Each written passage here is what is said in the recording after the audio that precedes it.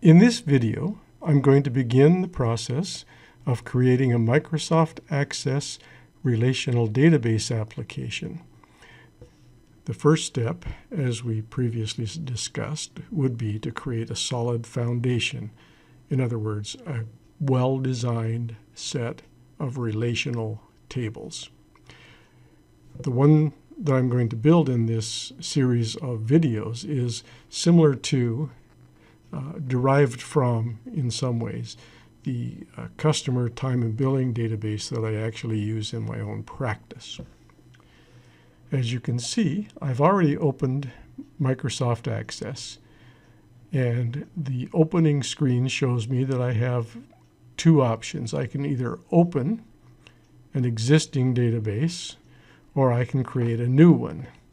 The new pane offers us the choice of a number of templates, and these are template databases provided by Microsoft to help you get off to a running start. So if one of these happens to fit your particular requirements, you might use it as a model or template to get you started. My experience has been that you're going to end up making some modifications regardless of which one you choose. But they can be a good starting point and a learning tool. However, I want to create my own, so I'm going to start by selecting blank database. When the dialog opens for a blank database, this will be a new blank database, you have two options to select from. One is the name of the file you're going to create, and the other is the location where you're going to store it. We can navigate through the folder structure to find a place to put it. So I'm going to do that really quickly. On my PC, we're going to go, and I'm driving very quickly because we don't need to see all of this. And we'll put it here in a folder called Sample ACCDB, and we'll call it GPC Customer Time and Billing. Microsoft Access gives us that name, appends the ACCDB suffix, tells us where it's going to go, and when we click the Create button, the design interface opens with a default table. Now this should tell you something right away. Obviously, tables are the starting point. Microsoft giving a real strong hint here. Begin by making a new table. I generally do not like to work in this format, so I close it. Instead, I go to the File, into the Backstage, check the Options, and I'm going to change two options, or maybe three, I should say, to begin work. The first one is whether to use overlapping windows or tabbed documents. The default would be the tabbed document, which we just saw. Many people prefer the tabbed document interface because it basically fills the entire available screen real estate with the form. It minimizes the problem of overlapping things and things being hidden unexpectedly in empty screen space. It always opens every form to the same dimensions. However, I prefer the overlapping windows option because when I'm developing a new database, I usually like to be able to see two objects side by side. If I'm comparing two queries, for example, or two forms, I want to open them both side by side on the screen and compare them visually without having to flip back and forth on two different tabs. So for at least design phase work, I prefer the overlapping windows, although for deployment to customers, I frequently do change it back to the tab documents that they prefer. one other change that I almost always make because I'm old and set in my ways. There is an option here to enable design changes for tables in datasheet view. I very seldom see any advantage in being able to do that. It's designed to give you an experience very similar to what you might get working in Excel workbook, where you can just click on a column header and add a new column of data, or click on a row and add a new row. Primarily the column design change. I don't like to do that in Access because I like to work a little closer to the actual design.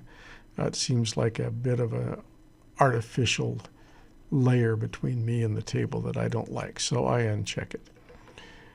Initially, I'm going to display the navigation pane. That's this over here, the navigation pane. For delivery to a client, we generally turn that off. And there are some other options here which we will come back and talk about changing at the appropriate time. Right now, our focus is primarily on getting a new set of tables, so we're going to go ahead and work from here. When you make a change of that sort, Access says, oh, you've changed the way I work. I need to close and reopen for that change to take effect. I have found that this method is the quickest. Rather than physically close the database and reopen it, I like to just go to the Database Tools tab, click on Compact and Repair Database. That has the same impact as closing it and opening it, but it's almost always quicker. So we're going to start by creating. We have the option of creating a table, query, form, report, or code. We know that tables are the foundation, so we're going to start here. If I click this option, I get that same design by interacting with a model sort of experience, which I find really, and it doesn't work for me. Now, you may find after you've done it a while that you like to work this way, and that's fine. Just not my style. Table design brings up the table designer. I'm going to modify this slightly. So I've got the, and we'll put the property sheet here. And to make these a little more uniform, we'll move. Okay, so now we have the new table, indexes for that table, and properties for that table. Step one is to create a new field. All tables in a relational database should have a primary key. Primary key, that's a field in a table that uniquely identifies each record and distinguishes each record from every other record in that table. I like to call such fields customer ID. And now I do that here because this will be my customer table. That's the first table I'm creating. I call it customer ID with the ID suffix because when I see that names of that pattern, I know that that's a key field. In this table, it's going to be the primary key. Access provides us a data type called auto number. Auto number is unique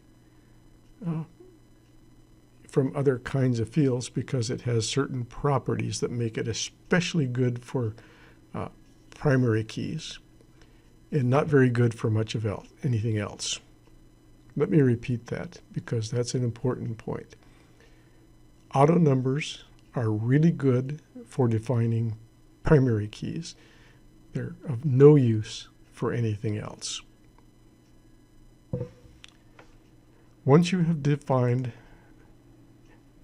your primary key by giving it a name and making an auto number, you can go to the Tools group on the Design tab and click Primary Key.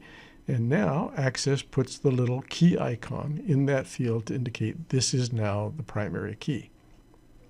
You'll also see that it adds an index. I generally do this. I put an underscore in front of it and give it the same name. That way, when I see the indexes sheet, the primary key will always sort to the top ahead of any other indexes. And just a little convenience that I've found by renaming it. Access now knows that this is the primary key. It is expecting or requiring that every value in this index must be unique, and we are not going to ignore nulls. We do not want nulls in a key field.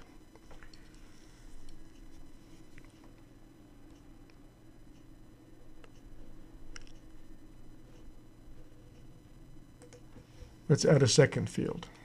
This one will be our customer name. The default is going to be short text, although we have other options that you can use.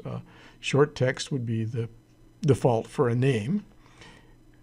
It's going to be a maximum of 100 characters. That means you can put any name in there up to 100 characters long. Format is not terribly relevant to a customer name field. Input mask the same.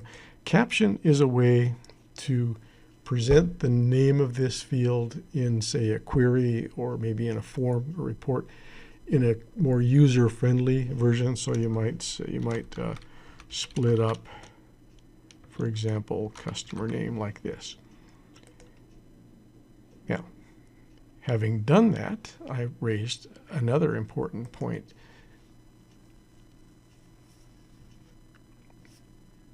In Access tables, well, actually all objects within Access, you have the option of using names that are more like user-friendly plain language names, or names that are more like those that are relevant only to the computer. That's kind of a long way around the block of saying that sometimes people have an urge, I think, to want to put the space here because that looks more natural to them. One of the common design principles that we think about when we're creating new objects in Access, in particular tables, is that we don't like to see spaces in object names or field names. We don't like to see special characters. We don't like to see, for example, a slash mark or a question mark or the hash mark. Those special characters have meaning to Access as part of Access's operating language. If you put those into the name of an object, like the name of a table or the name of a form or the name of a field, you run the risk of creating conflict with those built-in uses for those characters. So the best thing to do is avoid them. The reason we avoid spaces is similar, and that is that although Access can handle names with spaces in them, it requires special handling. And after you've worked with Access for a while, you'll get comfortable with that. But it's the kind of thing that I say, if it doesn't give you any benefit to do it, why do it? Leave the spaces out, leave the special characters out, and make your life simpler. So back to the caption, you can actually say then, I'm going to have Access consider the name to be customer name with no space, but when I look at it, I want to see the customer name with the space. Default value. doesn't make sense to offer a default value for a customer name because each one that comes to you probably is going to be unique. Validation rules apply when a certain kind of data is acceptable in a field and other kinds of data is not acceptable. We don't really have that requirement here. Is it going to be required? Do we require that every new customer has a name? I think the answer to that is yes. We don't want to put customers into our database if we don't have a name for them. Allow zero length. It is possible to have a string of characters, the name of a company, exactly 0 characters long. That's a valid string. That's not quite the same as a null, which is another option we saw here, ignoring nulls. A zero-length string would allow us to put in a customer with a customer name exactly 0 characters long. We also want to prevent that. We're going to come back in future videos where we dive deeper into some of these technical issues, and we'll resume our discussion of zero-length strings, strings with no characters in them, and nulls.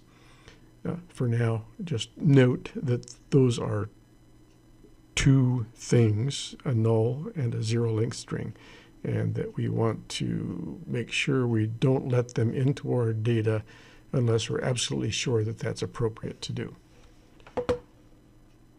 We can apply an index to this field as well as to the primary key. Now, why would you want to index? Why would you not want to index? In a nutshell, an index is a way for a database engine, like the one behind Access, Microsoft Access.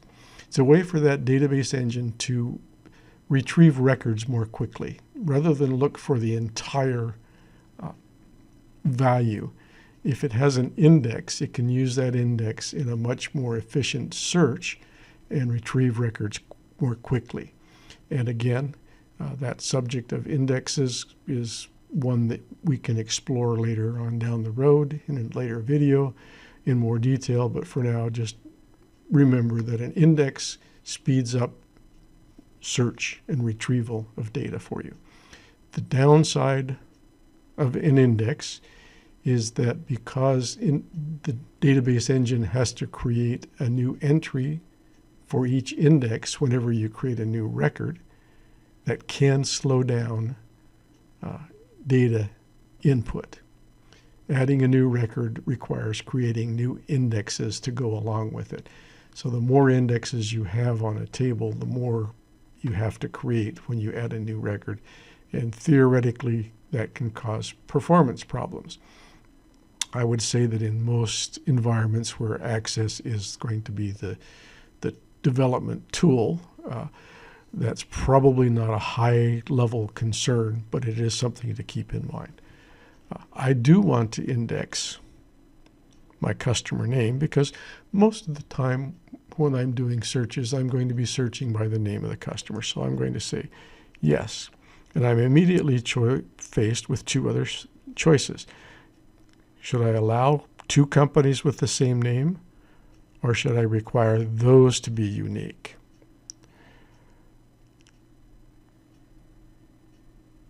What do you think? Acme Manufacturing, two different companies called Acme Manufacturing, possible. How would I differentiate between them? I don't know. I think it's safer to go with the no duplicates option. And when I do that, you'll see a new index is added, customer name, on the customer name field. It is not the primary key. It is going to be unique.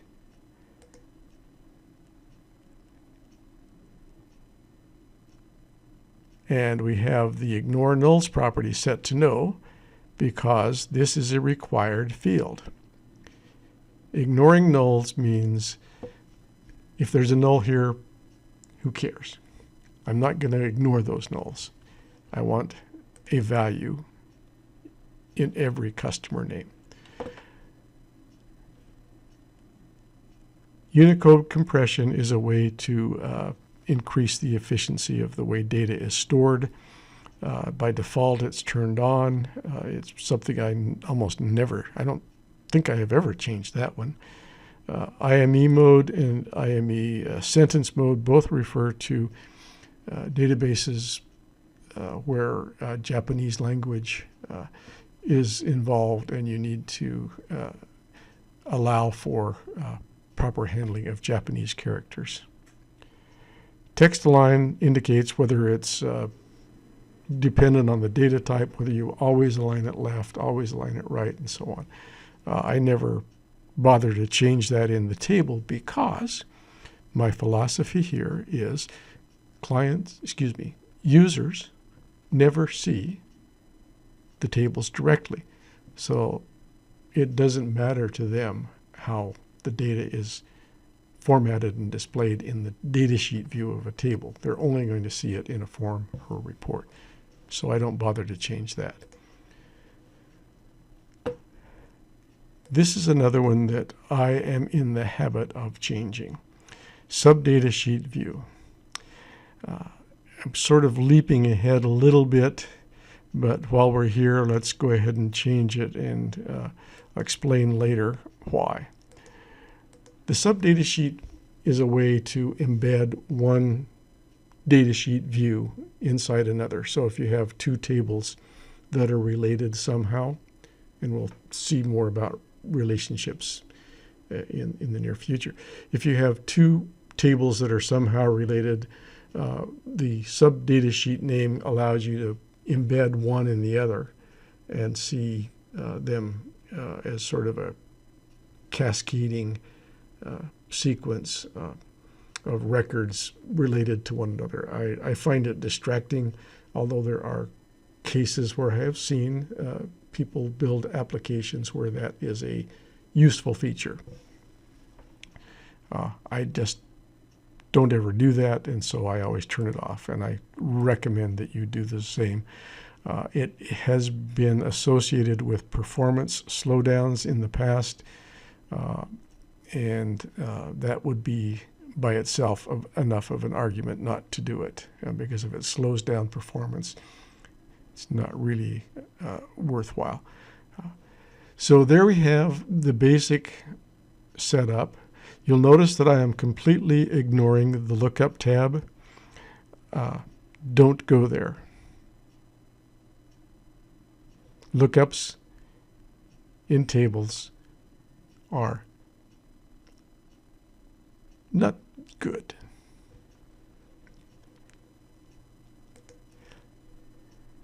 If I want to see what my table looks like, I can flip to datasheet view, but Access is saying you must first save the table. I can't move on until I save it. So let's save it. I'm going to follow this naming convention.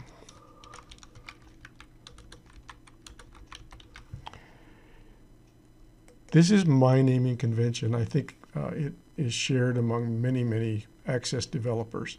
However, there are developers who have different naming conventions. Mine is to use the three-letter prefix TBL for table. Forms would be prefixed FRM and so on. It's also singular, customer, rather than customers. The reason for that is this is the customer table. It is the entity or the thing in my database which is a customer. It contains a list of customers, but it itself refers only to the customer thing or the kind of entity called a customer. And for that reason, I use the singular name for tables. So it's table customer, not table customers.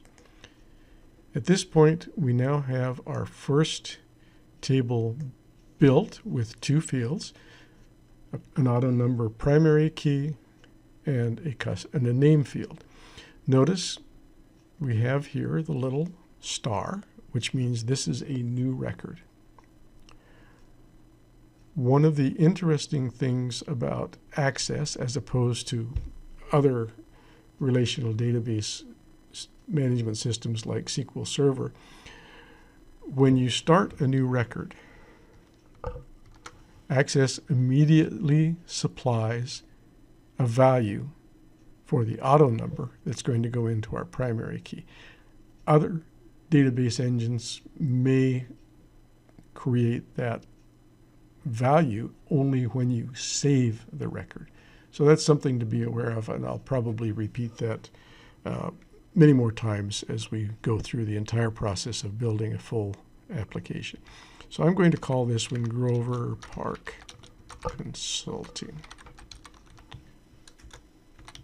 And notice that until I finish this record, I have the little pencil icon out there that indicates I'm in the process of changing this record, creating it, updating it, or something. I can save it in one of two ways.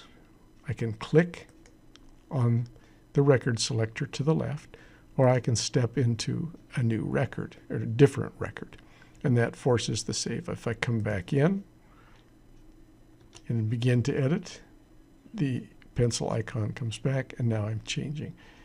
This time I'm going to step to this record, it saves. So at this point, we've created our first table. We've examined some of the properties of that table that are important. We've examined some of the basic properties we want to set on the database itself when we create it. In our next video, we'll continue this process. I'll talk you through some of the additional considerations about customers that we want to take into account, and we'll start building out the rest of our tables. If you like what you've seen, please subscribe. Come back soon when we have another video.